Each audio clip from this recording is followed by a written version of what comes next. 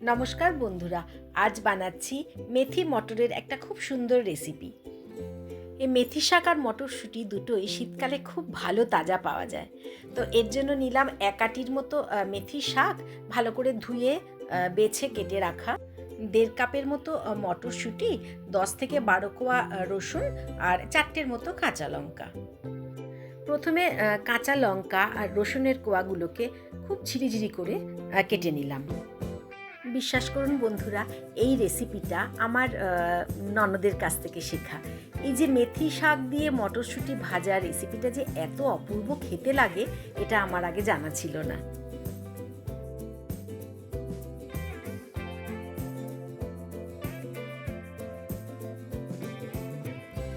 এরপরে ধুয়ে রাখা মেথি শাকগুলোকেও আমি খুবই কুচি কুচি করে কেটে নেব।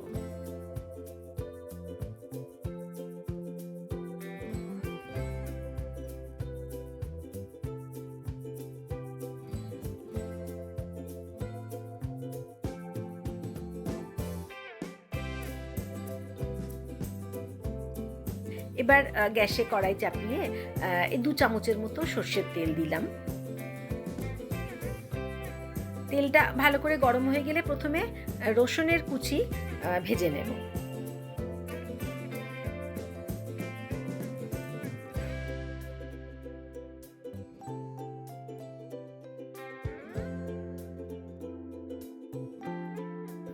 রসুনের কুচি একটু লাল লাল করে ভেজে দিয়ে দিলাম কাঁচা লঙ্কা কুচি। তেলে ফোড়নে এই রসুন আর কাঁচা লঙ্কা কুচি দিলে খুব সুন্দর একটা গন্ধ বেরোয়। রসুন আর কাঁচা লঙ্কা অল্প ভেজে নিয়ে দিয়ে দিলাম মটরশুঁটি। প্রায় 1.5 কাপের মতো মটরশুঁটি নিয়েছি, এখানে মটরশুঁটিটা একটু বেশি নিয়েছি। আবারও বেশ কিছু সময় ধরে আমি এটাকে নাড়াতে থাকবো। দিয়ে দিলাম স্বাদ মতো নুন।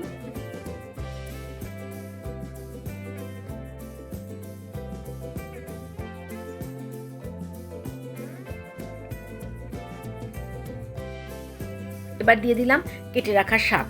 পুরো শাকটাই দিয়ে একটু নাড়াচাড়া করে মোটামুটি 5 মিনিটের মতো আমি একটু ঢাকা দিয়ে রাখবো।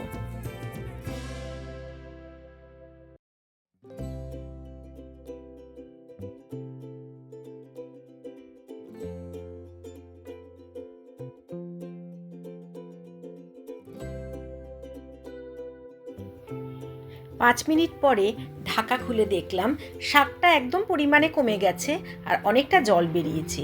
এই জলটাতেই মটরশুঁটিগুলো সিদ্ধ হয়ে যাবে।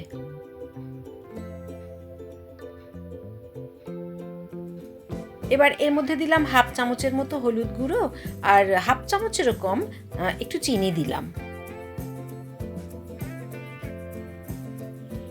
এবার খুব ভালো করে নাড়াতে থাকবো যতক্ষণ জলটা একদম শুকিয়ে না যায়।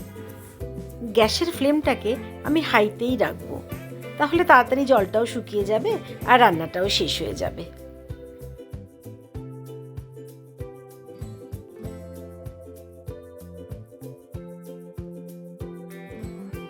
প্রায় 7 থেকে 8 মিনিট এভাবে নাড়াচাড়া করলেই রান্নাটা মোটামুটি শেষ হয়ে যাবে। দেখুন জলটাও পুরো শুকিয়ে গেছে, এবার নামিয়ে নেওয়ার পালা।